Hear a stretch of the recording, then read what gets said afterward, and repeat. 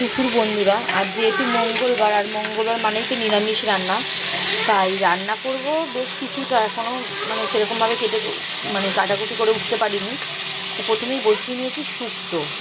শুক্তোতে এখানে আছে আজকে একটু অন্যভাবেই করছি, অন্যদিন সব আলাদা আলাদা করে ভেজে নিই, ভালো করে করি। আজকে তাড়াহুড়োর মধ্যে আছি, তাই হচ্ছে একসাথেই সব বসিয়ে দিয়েছি। এখানে সব সবজি দিয়ে দিয়েছি, যা যা দেওয়ার, পেঁপে, আলু, তারপরে কাঁচকলা, শিম, উচ্ছে, ডাঁটা ডাঁটা নেই বলে যা আছে এটা দিয়েই করছি। তো এটা করতে করতে আজকে একটা কথা মনে পড়ে গেল, তাই তোমাদের সাথে শেয়ার করছি। আমার হাতের এই শুক্তো খেতে না আমার শ্বশুর ভীষণ ভালোবাসতো, তাই এখন করতে করতে মনে পড়লো বলে তাই একটু ভাবলাম ভিডিও করি।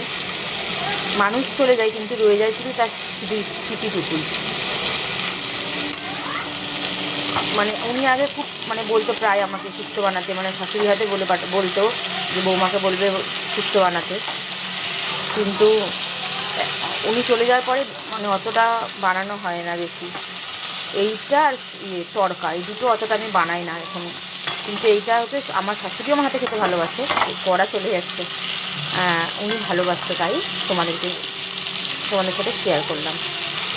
আর শুক্তো কার কার ভালো লাগে জানিও, আমারও ভালো লাগে, কিন্তু ডাঁটা ডাঁটা দিয়ে একটু বেশি ভালো লাগে। আজকে হচ্ছে এটা একদম সিম্পলভাবে করছি।